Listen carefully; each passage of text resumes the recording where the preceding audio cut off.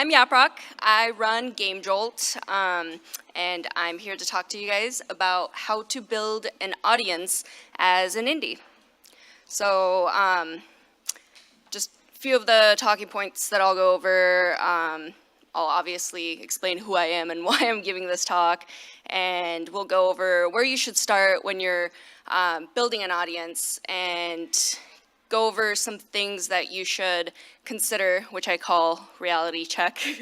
And also, once you have an audience, how do you promote your game page or your game to them?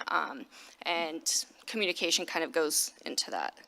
So, yeah, I run Jolt with my husband. He created Jolt in 2002, and there's 3 of us that are full-time. And I basically do everything so that they can just focus on programming. Yeah, so he created Jolt back when indie games weren't really like a thing, you know? People just made games. So it was really hard to find them. And Jolt's entire purpose was just to be an open platform for gamers to be able to find indie games and for developers to have a place to host it and build a community around it. So since 2002, we've got like over 100,000 published games on Jolt right now. And last year we had 30 million unique visitors just playing the games on the site, which resulted in 48 million game downloads. And I'm going to go into devlogs a little bit more, actually a lot more throughout this entire talk. But so we launched this new feature called devlogs just last year. And since then, there's been over 100 million devlog post views. So, all right, reality check. So when you're building your audience, you have to think differently about how you're going to promote it or where you should even, like try to build your audience. And one thing to consider is that you're not AAA, you're not a big studio, so you don't have the resources, the network, the money to promote your game the way that they do, right? So you gotta think differently. And also consider that the industry changes often, right? So things that may have worked for people who are successful right now is probably not gonna work for you because things are constantly changing. Like, for example, in 2010, Twitch wasn't even a thing, right? And now, like for indies, I can't imagine you promoting games without Twitch streamers. So things like that. And another thing is that a lot of the advice that's out there right now are given by and for people who are already successful, right? So, and they might not realize that, but when you're hearing things, like really consider, does this apply to me? Are they in my situation? Should I be spending my resources on these things? And the last thing is there's a lot of luck going around in the gaming industry. So people just get lucky, right? And so don't look at luck and think that it's hard work because you're gonna drive yourself crazy. So, where to start? When you're thinking about building your audience, you should definitely put together a devlog. And if you don't know what a devlog is, it's basically a blog where you can, share your development with people. So, and sharing your development is actually the key. And you can do that from the concept stage, right? You don't have to have anything like, you don't have to have like a GIF all ready to go and share that. So even if it's just like something that you wrote on a napkin, take a picture of it and start sharing it right away. And the reason for that is because gamers, they don't want to just consume anymore. They want to be part of your process, right? So if you can think about, like some of your favorite games from when you were younger or whatever, and if you actually had the opportunity to watch those games progress, like that's crazy, that's so exciting. And that's actually where we are right now. And that's why sharing your development is extremely crucial to you. It's the best way to advertise your game. And going back to that point of AAA studios and resources, since you don't really have the money to, you know, buy like a billboard or something about your game, this is a really, really great way to just kind of use your development time to share your game literally everywhere. And when you think about a devlog, it doesn't need to be like this really long, well-written, like ready to send to press post, right? Like it can just be simple, like a screenshot, like what you do for Twitter, you know, screenshot Saturdays. So definitely posting often, as much as you can, is gonna help you build your audience in the first stages of you putting your game or your concept out there.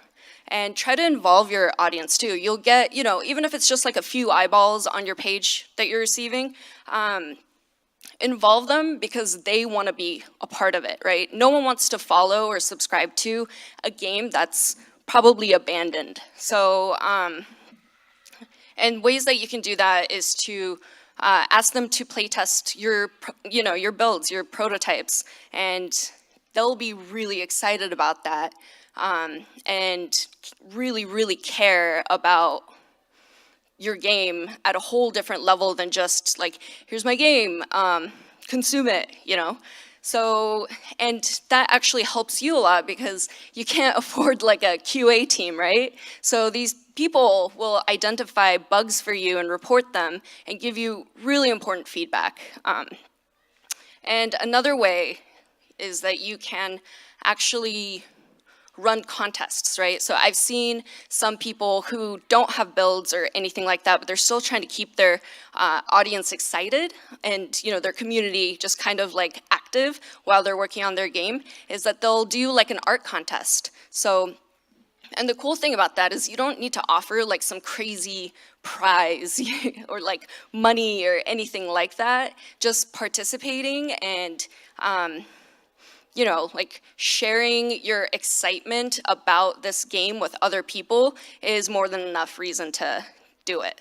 So those are just a few ideas. But another thing, this could be like a topic, like a talking topic on its own, is fan games. If people are making fan games about your game, encourage it. Don't feel like they're trying to steal your idea or anything like that. That's not their intention. They're so excited about your game that they're actually, you know, like making their own version of it. So definitely encourage fan games.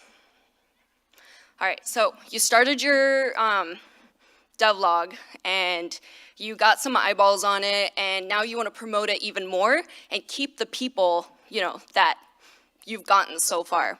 So the best way to do that is to seek out where gamers are. Twitter is great, you know, Tumblr is great, but when you think about the type of people that are interacting with your screenshots on Twitter, they're not really your target demographic, right? They're other developers, and that's great. Like, that feels good because you're in the safe space, you like that person's game and they like your game, and it's awesome. But at the end of the day, they're not the ones that are gonna be buying your games, right? So, and even if they were, that's not really like a sustainable business model, because you're buying their game, they're buying your game, and like, what happened? You know, like, where's the money?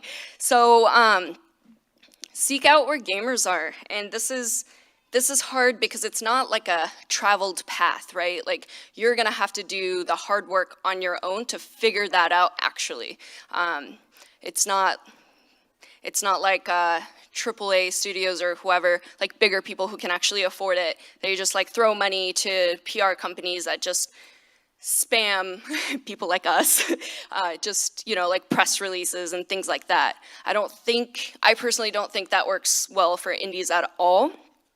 But I think you being personal and having that direct relationship with audiences and seeking to grow your audience on other platforms is the best way to do it. And so this is actually pretty important. When you have a game page up, put it on literally every single platform you possibly can that's available to you. And a lot of the pushback I get about that is, oh, it's really time consuming. I don't want to update every single platform every time I have like, something new. That's taking away from my development time. And that's completely wrong. Like, you should never look at it that way. Every single platform that's out there is getting some sort of traffic to it, right? And it is worth it from an advertising point. You get to advertise your game, and you get to take their traffic and focus it on your game.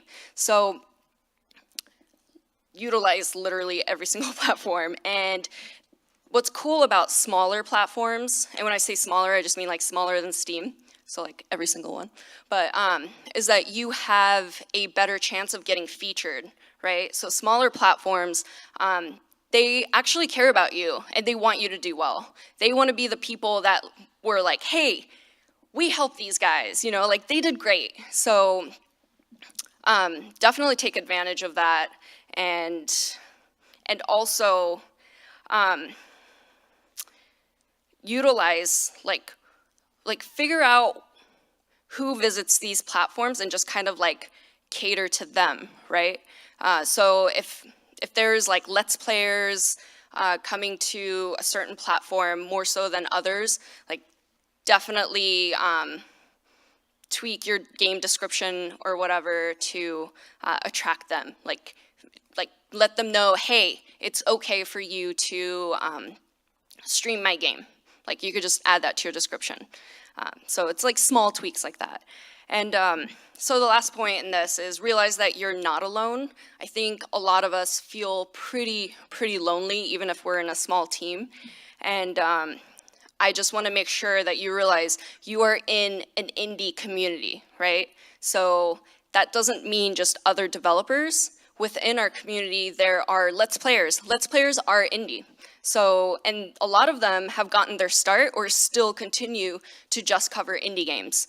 You should feel like you can reach out to these people. I would spend more time reaching out to them than like traditional press, but that's totally just me. And also there's like indie publishers, there's indie distributors, there's indie PR, there's indie journalists, reviewers, like literally everything. So just when you think of your community and network and the type of people that are available to you, realize that it doesn't just stop at developers. All right, so communicating once you've got an audience is huge. I see so many developers that will just like throw their game up on Game Jolt and just completely abandon it. And every single time, like gamers come and they'll see the game and they'll be like, hey, this is awesome. And like no response, no nothing. And then you realize like people just stop commenting on that game. But I've also seen when developers really interact with their audience on Game Jolt, and it's amazing. It's, it empowers other people who might be looking at your game and have like crucial feedback to give you, but are just not sure if they want to, waste their time typing it out if you're not even going to pay attention to it. So once people see that you yourself are engaged and you care about your community, they feel more comfortable being a part of your community, which is what you want. So definitely, like ask for feedback and ask for criticism.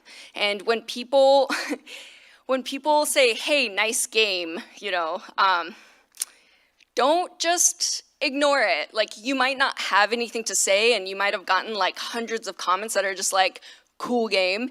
But still, take the time to say thank you, because what's really amazing and special about you versus these huge studios is that you have a direct line to the people that will be buying your game, right? So if I were to come up to you with like a bag of money and I was like, awesome game, like, you're not gonna just walk away from me without saying anything, right? Like, that's so rude. So so do that on the internet as well, like say thanks. And remember that like these people will be buying your game. I can't say that enough. Like, you're talking to the people that are going to be buying your game. Don't forget that. They're not just like internet trolls or whatever. So I really want to beat that into you. And so once you do get feedback and criticism, or whatever, don't be afraid to make changes to your game. So I see a lot of people who don't want to share their development because they don't want to lead their audience a certain way, like, hey, my game's gonna have my game's gonna be multiplayer, it's gonna have this, it's gonna have that, and then later on when you actually start working on your game, you realize that, oh shit, I can't do this. Don't worry about that because people aren't going to be upset as long as you share that with them, right? You can be like, my game's not going to be multiplayer because I can't do this. And at this point, gamers understand what work in progress means, and they're just excited to take part in it. So you're not going to piss anyone off unless you straight up lie to them and say your game's going to be multiplayer and then it comes out and it's not. I don't know who did that recently, but someone did. Yeah, so again, always respond back to people that leave you messages. All right, so we'll go into questions, but I'll just do like a quick summary. And I know I went through this really, really fast, but I blame it on like the oxygen here. So I live in Denver and it's really dry. So like my entire body just feels like really energetic. And it's the oxygen. But anyway, so to summarize, your game's development process is the longest part of your game's life cycle. Do not waste it. Share your development. Build an audience from the very, very beginning. And if you're like, oh shit, my game's about to come out and I didn't think of this, it's totally fine. Like, start today. Do it right now. Just on your phones. Like, I think a few of these people are doing it, so you can too. And so I definitely suggest devlogs. Create a devlog. Post early, post often, literally what I just said, and use all platforms available to you.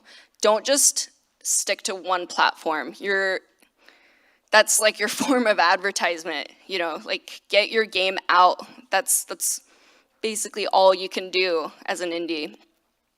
And remember to get into gaming communities. Other developers are not your target market. They're not going to be the ones buying your game. And if they are, you're probably going to buy their games too, so there's no money to be made. And involve your audience once you get them, right? Get them excited. Come up with creative ways to get them to help you out or whatever. And of course, always respond to them when they leave you feedback. I don't know if I said that enough. But, and remember that this is a community. You're not alone. There are lots of other indies, and when you put in work and effort into the community itself, you're helping indie gaming grow, which is what we want, right? We're all community members. So if you see someone sharing their work with you, help them, see what you can do. Like if you have 3,000 whatever followers on Twitter, or even if you don't, like share their work and, help them out. So, yeah. Thank you. That's my email and my Twitter. If you guys have any questions down the road or need me to look at anything, I'd be more than happy to do it. So.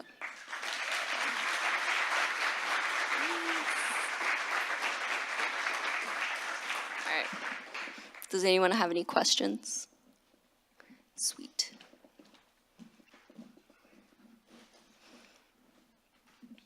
Thanks. Oh, cool. Thank you very much for the talk. I was wondering if you could explain maybe some pitfalls. I know this is very dependent on game, but pitfalls of, let's say you've gathered an audience and now you don't want to just leave them hanging there, right? Like, is there a window, a time frame of like, maybe I should ship something within a year of when I started showing this to somebody, or can I just be in development hell for 5 years and people want to stick with me, right? I know it's a spectrum, but do you see common pitfalls or things that people do wrong or right to keep people? Yeah, so most of the time, people just stop sharing what they're going through, right? And, something can happen, like let's say you've had a family emergency and you had to stop working on your game completely for years, and then you just went like dead silent for years. So that's like a huge pitfall. Gamers do not want to follow abandoned games, and there's tons of abandoned projects, right? So it's frustrating. They care. That's why they decide to subscribe to your game, and you just kind of like disappeared. So I would say that's the biggest one that I see. Or another one that I'll see is, you'll make it. You'll become huge, and then just kind of forget about your audience, the people that helped you get there, right? And you'll stop sharing your development once again. And that kind of, that's definitely a pitfall. So then now, like, you've shifted from, like, giving people a direct line to you to promoting your game, like, through PR and, I don't know, the black hole. Yeah. Thank you again for the talk. One quick question. I tried making devlogs in the past, and I have it on a separate site, and it's really hard to get people to actually go check it out. Do you have any advice on that besides just going on dev forums and talking about your project? Because I haven't had much luck with that either. Yeah, so this kind of goes into kind of setting yourself up within gamers, right? Like in a gaming community. So I would actually use devlogs that are already like in an established place where gamers already visit. You're gonna have a better luck, I think, than if you were to just kind of like create your own site and do it, because then you're working really hard to get traffic to your devlog versus the platforms that you would be using, like they would be actually sending traffic to your devlog. Oh, are we done? We're done here. Oh.